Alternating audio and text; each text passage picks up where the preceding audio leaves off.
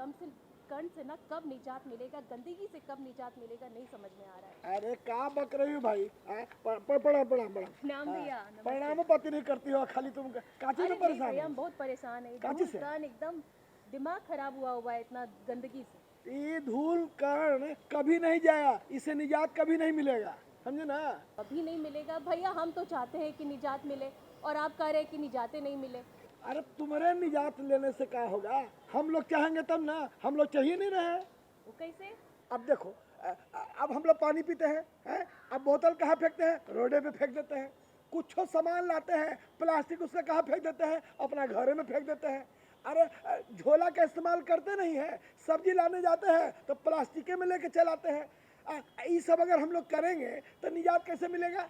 भैया ये तो बात आप सही बोल रहे हैं, लेकिन हम करें क्या इसके लिए फिर? अरे करे क्या? घर में जो फ्रिज उरीज रखती हो, एयर कंडीशन चलाती हो, ये सब है ना घर में, तो ये सबसे बहुत पर्यावरण दूषित होता है। हाँ, हाँ हम सबसे पर्यावरण दूषित होता है। हाँ भाई, हम लोग का जीवन खतरा में पड़ सकता है। अब पड़ ही रहा है, पूरा पेड़ कोई काट दे रहा, तो कोई रोड पर धूले फेंक दे रहा, और गंगा में पता नहीं क्या चीज फेंकते रहता है। ये बात तो आप बहुत सही बोल रहे हैं भैया, लेकिन इसके बारे में और हमको थोड़ा जानना है, तो क्या करें? मतलब बढ़िया से जानना चाहती हो? एकदम बढ़िया से जानना तो चाहते रुको, हम अभी एक आदमी के पास जाना चाह रहे हैं, उन्हीं से बात करते हैं, रुको थोड़ा देर में। हाँ सर, सर प्रणाम सर। सर हाँ सर, मिलना चाह रहे थे हम, लेकिन अरे आप हमारा गांव में आ रहे हैं? अरे आइए सर, हाँ आपका स्वागत है, हम अभी आ रहे हैं सर। हाँ बस आ रहे हैं, हाँ ठीक है। अरे जानती है यमुना, क्या हुआ भैया? अरे एक पर्यावरणविद है। अच्छा। हाँ, हम उन्हीं के पास जा रहे थे, बाकी वो कह रहे हैं कि हम आप ही के गांव में आ रहे हैं। अरे वाह, क्या बात है भैया, जो मन से चाहते हैं ना हाँ। वो काम हो ही जाता है। अरे तो हम लोग भी तो मन से चाहते हैं कि हाँ। पर्यावरण को शुद्ध करें। हाँ, तो हाँ, एकदम। पूरा जानकारी अगर लेना चाहती हो ना, तो हाँ। ऐसा करते हैं कि उनके पास हम लोग चलते हैं। हाँ, है ये ना? बात एकदम सही बोल रहे हैं आप भैया। तो वो आने वाले हैं, हम उनके पास जा रहे हैं, तो तुम भी चलो। हाँ, एक बात बोले भैया, हाँ हाँ। असल में ना मेरा घर का थोड़ा सा काम बाकी है। अरे तो कहा है, वो अभी आवे में उनको देर है, तुम हाँ। काम कर लो। हाँ, हाँ। और हम उनको रोक के रखते हैं। हाँ, लेकिन आप जा कहाँ रहे हैं? अरे वही वो जो रमेशरा नहीं है, उसका बगीचा नहीं है, अच्छा। बगीचा हाँ, के हाँ, हाँ। हाँ बगीचा बगीचा के में। बगल में, वहाँ वही उनका इंतजार करते हैं। अच्छा, हाँ ठीक है भैया, तो ऐसा करते हैं, आप चलिए, हाँ। हम अपना बस काम खत्म करके आते हैं। अरे जल्दी आओ, हम जा रहे हैं। हाँ हाँ ठीक है भैया। प्रणाम सर। बहुत बहुत स्वागत है हमारे गांव में कि आप आए हैं। हमको बहुत खुशी है सर। काहे कहती कि हमारी एक बहन है, गांव की बहन है, वो पर्यावरण से संबंधित बहुत सारी जानकारी आपसे लेना चाहती है, और बल्कि वो का हम भी लेना चाहते हैं। और हम देखिए, आगे भैया। अरे बैठो बैठो बैठो, देखिए यही है सर। सर पहले तो आप अपना परिचय दे दीजिए कि आपका नाम क्या है और आप कहाँ से आए हैं। जी जी, मैं निर्मल कुमार मिश्रा, हाँ। स्वर्ण संस्था का अध्यक्ष, यहीं पटना का ही रहने वाला हूँ। मूलतः तो मधुबनी का हूँ, लेकिन पटना में बचपन से ही हूँ।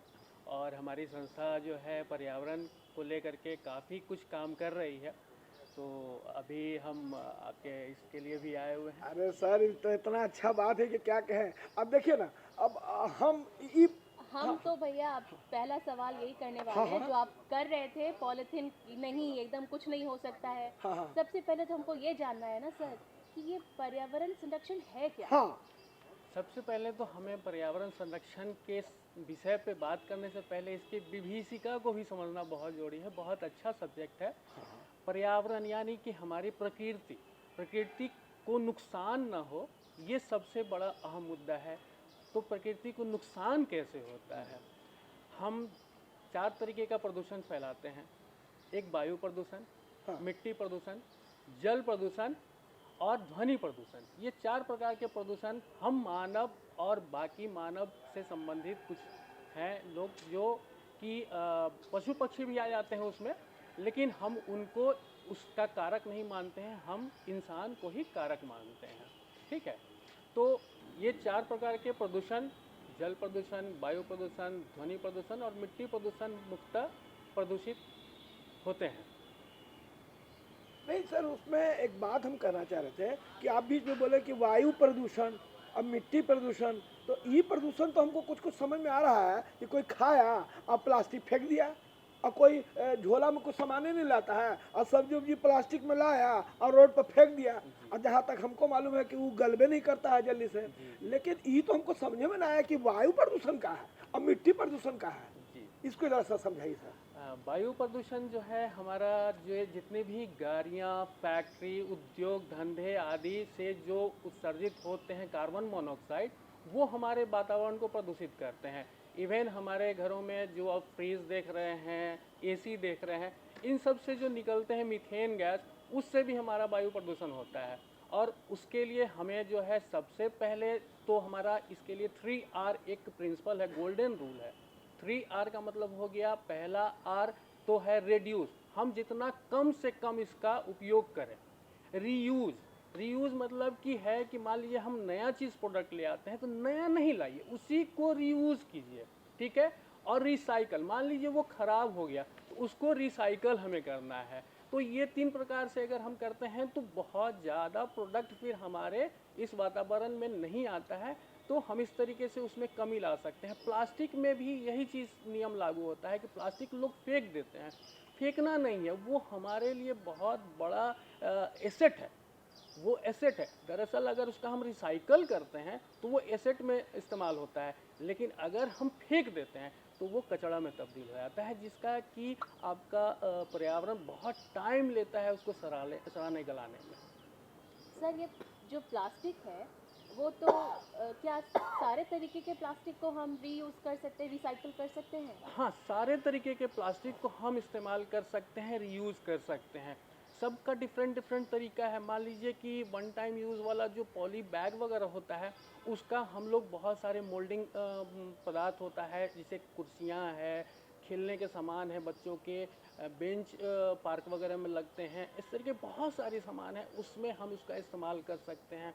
फिर आप डब्बे वगैरह का भी इस्तेमाल उसी तरीके से कर सकते हैं, उसको मोल्ड करके फिर उसका पुनः इस्तेमाल कर सकते हैं, उसको पुनः चक्रीकरण कहते हैं हम। सर अगर मान लिया कि इस सब से प्रदूषण फैलता है तो माने हम लोग को क्या हानि हो सकता है, मतलब प्रदूषण इस सब तरह से होगा तो? बिल्कुल, उससे बहुत सारी बीमारियां हैं, आपके त्वचा संबंधी बीमारी है, सांस संबंधी बीमारी है, कैंसर बहुत बड़ा कारण है कैंसर। आपने अभी एक सवाल पूछा था, मैं उस पर एक बात बताऊंगा। मृदा पे मतलब मिट्टी पे, मिट्टी प्रदूषण जो होता है, मिट्टी प्रदूषण में फर्टिलाइजर्स, केमिकल्स वगैरह का जो इस्तेमाल होता है खेती के दरमियान, फिर से कीटाणुनाशक का इस्तेमाल होता है। उसके बाद जब हम पेड़ नहीं लगाते हैं तो वो रेगिस्तान में तब्दील हो जाता है, तो वो एक कारण है। और उसको भी हम कम करके, और जो हमारा प्राकृतिक उपचार थे पहले, जो हम लोग प्राकृतिक तरीके से खेती करते थे, उस तरीके से हम खेती करते हैं, तो हम इस तरीके से भी पॉल्यूशन कम कर सकते हैं। जो मिट्टी पॉल्यूशन की बात हमने की तो थी। सर मान लिया मिट्टी जो प्रदूषण होता है तो उसको हम लोग माने फिर से कैसे उपजाऊ बना सकते हैं, माने कैसे उसको सुरक्षित कर सकते हैं? जी, बहुत अच्छा सवाल किया है आपने।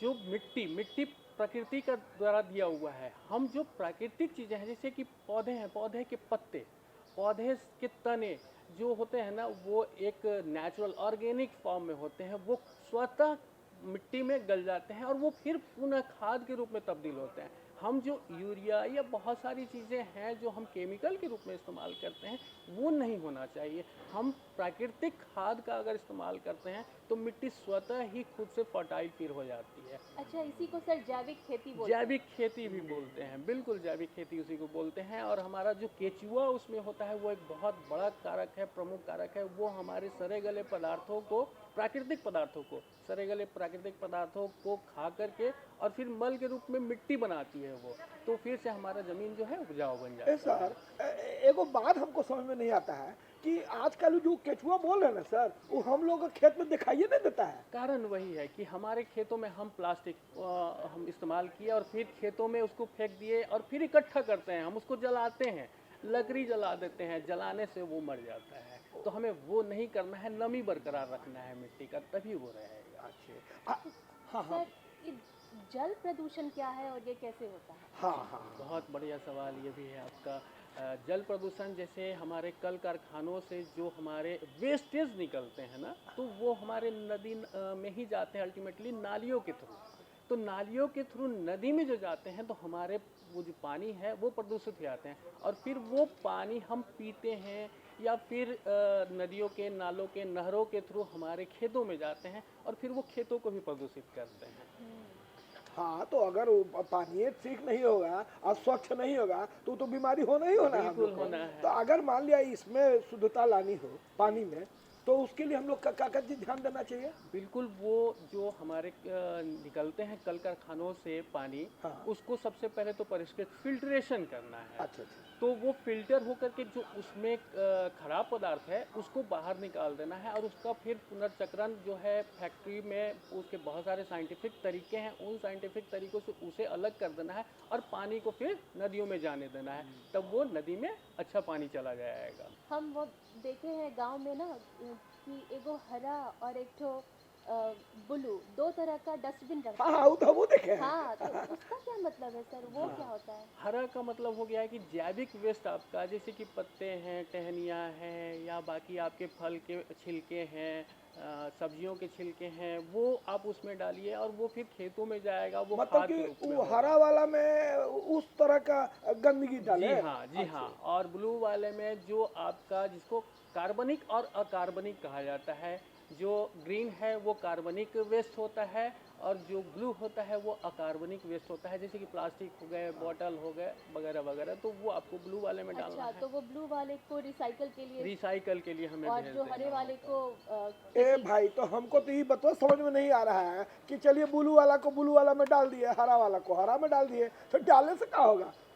उसका फायदा क्या है? जी, उसके बाद हमारे जो नगर परिषद या नगर निगम के लोग आते हैं, हाँ। बहुत अच्छा काम करते हैं, हमें उनको बहुत सम्मान की नज़र से देखना चाहिए। वो उस कचरे को ले आते हैं और जो ब्लू वाला है उसको पुनर्साइकिल वाला जो है, रिसाइकल वाला फैक्ट्री में उसको ले आते हैं, जैसा कि हमने पहले बताया। उस पदार्थ से फिर हमें बहुत सारी चीज़ें मोल्ड करके या उसका पुनर्चक्रण करके बनाया जाता है और ग्रीन वाले को खेतों में या और बाकी जगह में गमलों में उसको खाद के रूप में डाल करके फिर से हम ये उसका तो इस्तेमाल बहुत ही अच्छा बात है भाई, कि मतलब प्लास्टिकवा को जो हम लोग फेंक देते हैं इधर उधर, वो फेंकना नहीं चाहिए। नहीं चाहिए। वो ब्लू वाला में डाल देंगे तो लोग आएंगे और उसको ले जाके के फिर दूसरा जी, चीज बना जी, देंगे। बिल्कुल, अरे ये तो बहुत ही अच्छा बात है। और वो हरा वाला में खाद भी बन जाए। खाद बन जाएगा। अरे ये बहुत ही अच्छा बात है। देख लो जमुना, तुम क्या कर रही थी कि हमको क्या तो कुछ मालूम ही नहीं है, अब जानकारी लेना है तो और जानकारी हाँ लो। हाँ सर, एक और चीज़ है कि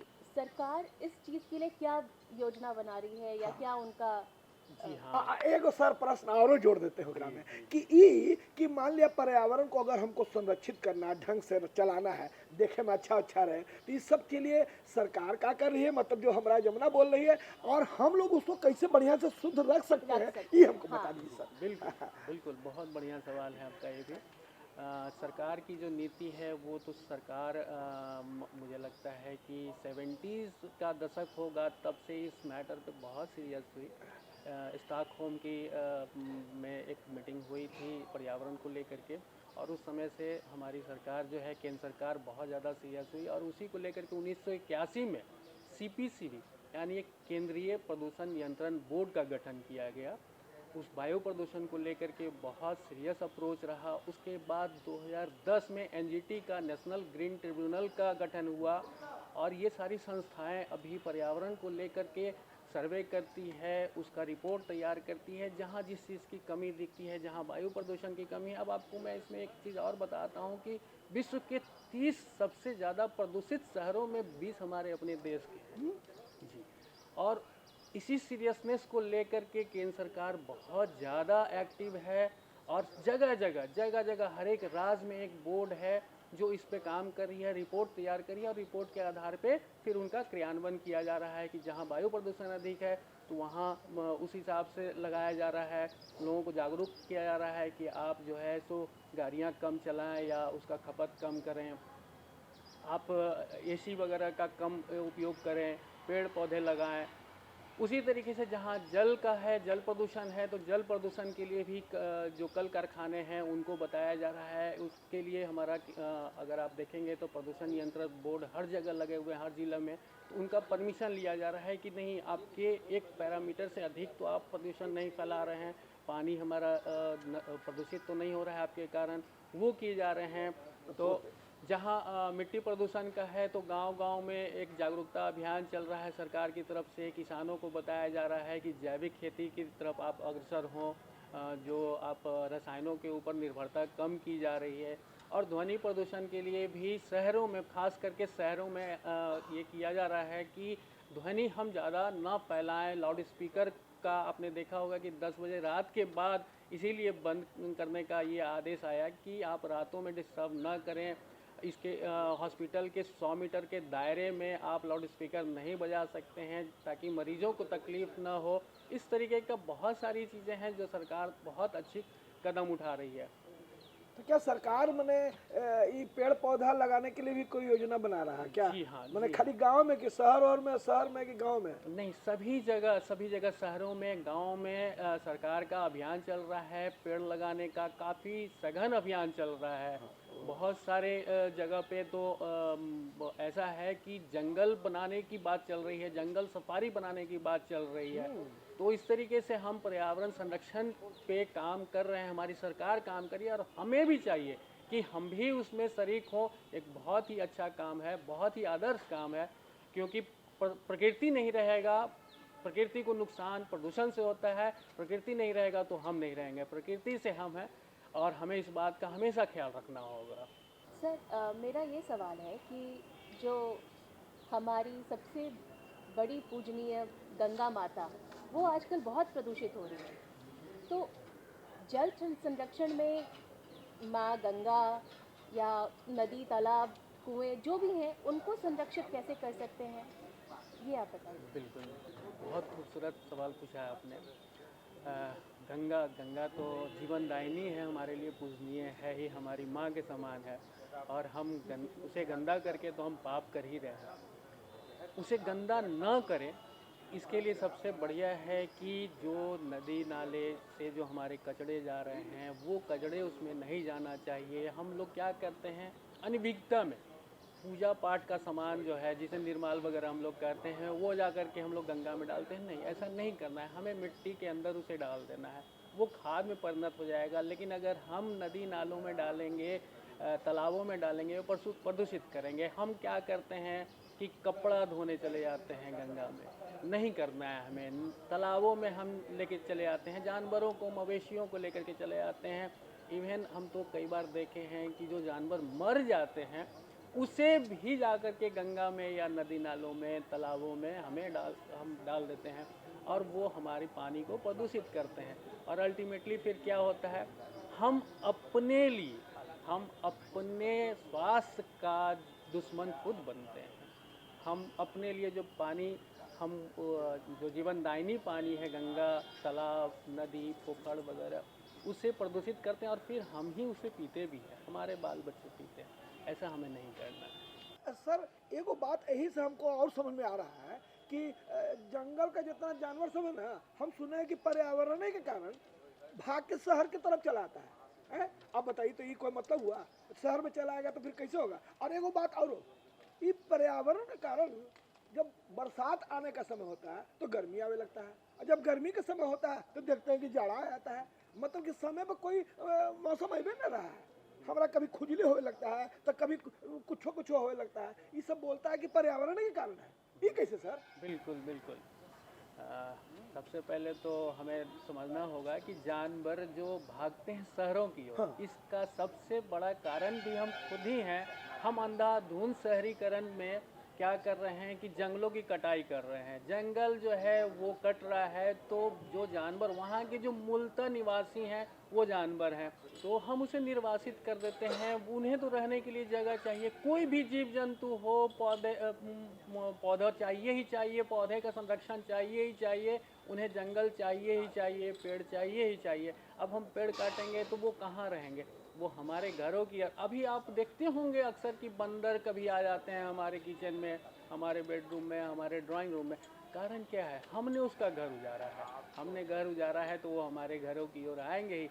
दरअसल वो हमारे घरों की ओर नहीं आ रहे हैं, हम उनके घरों की ओर चले गए हैं और वो अपने घर में ही चाहते हैं कि संरक्षण मिले। लेकिन आपने तो पेड़ काट दिया है, हमने तो पेड़ काट दिया है। रही बात जो आपने बोला, बहुत बढ़िया सवाल आपने किया कि कैसे जो समस्या आ रही है हमारे ऋतुओं की, बरसात में बारिश नहीं होती है, ठंड में ठंड नहीं होता है, गर्मी में प्रचंड गर्मी हो जाती है।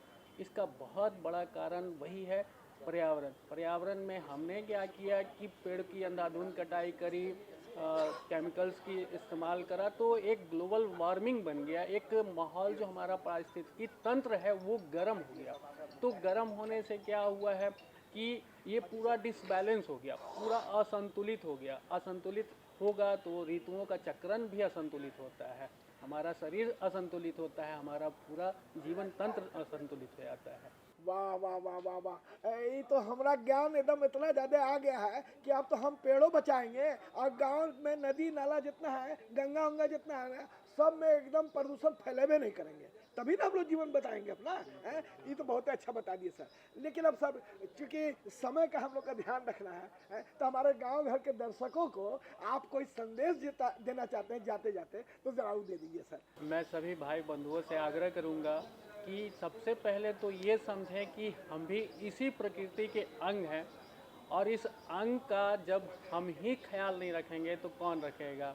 हमें सब चीज़ों में प्रदूषण कम से कम फैलाना है, प्लास्टिक का इस्तेमाल कम से कम करना है, केमिकल्स का इस्तेमाल कम से कम करना है, खेतों को पुनर्जीवित करना है जैविक खेती के रूप में।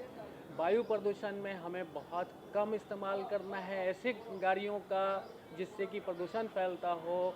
कल कारखानों से प्रदूषण न फैले इसका भी ख्याल रखना है। जल प्रदूषण के लिए हमें क्या करना है कि कोई भी केमिकल जो है नदी नाले तालाबों वगैरह में न जाए, इसका ख्याल रखना है। हमारे जो उसके पारिस्थितिकी तंत्र हैं उसे डिस्टर्ब नहीं करना है। ध्वनि प्रदूषण के लिए बहुत ज़्यादा तेज़ में कोई भी यंत्र को नहीं बजाना है, लाउड स्पीकर नहीं बजना चाहिए, गाड़ी का हॉर्न नहीं बजना चाहिए, इस बात का हमें ख्याल रखना है। और हम कहेंगे कि आने वाली पीढ़ी के लिए, कम से कम आने वाली पीढ़ी के लिए हमें ऐसा प्रकृति बना करके जाना है, इतने पेड़ पौधे लगा करके जाना है, इतने बैलेंस करके जाना है कि आने वाली पीढ़ी हमें कोसे नहीं, कहे कि हमारे जो पूर्वज थे उन्होंने कितना अच्छा काम करके। सर आप हम लोग के गांव में आए और इतनी अच्छी अच्छी जानकारी दी है, इसके लिए बहुत बहुत धन्यवाद। बहुत बहुत धन्यवाद। अरे यमुना, जरा दर्शकों को कुछ अपना पता तो बता दो ताकि कुछ सुझाव जहाँ दे सके वो लोग। तो गांव घर के दर्शकों, आज हमारे विशेषज्ञ से आपने बहुत सारी जानकारी हासिल की है, इससे आप ज़रूर लाभान्वित होंगे। तो आप जो भी संदेश और जो भी सवाल है आप उसे हमारे पते पर लिख सकते हैं, और हमारा पता है कार्यक्रम गांव घर, निदेशक दूरदर्शन केंद्र पटना, फ्रेजर रोड, और हमारा ईमेल आईडी है director@gmail.com। तो गांव घर के दर्शकों, जानकारी के साथ साथ आप इस लोकगीत का भी आनंद लीजिए और हम लोग को आदेश दीजिए। नमस्कार।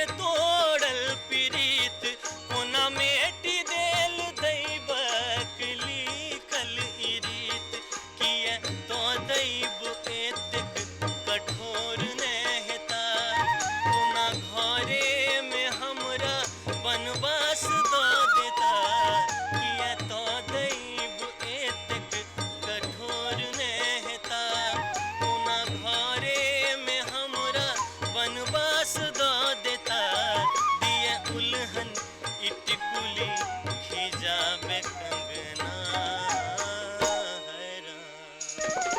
छै छोट चीन बापुले रुसाल पाहुना छै छोट चीन बापुले रुसाल पाहुना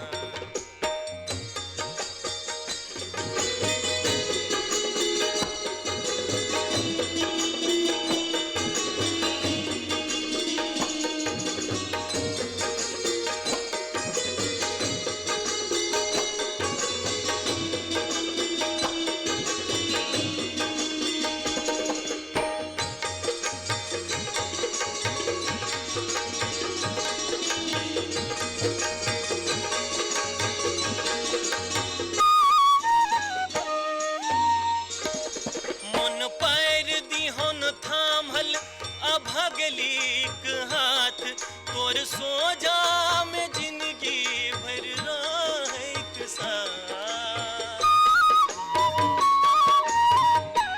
हे मन पैर दिहन थामल अभगलीक हाथ तोर सोजा में जिंदगी भर रहैक साथ क्रोध पुरुषक पहचान मुदा एतेक ने ठीक ककरो जिंदगीक सवाल पर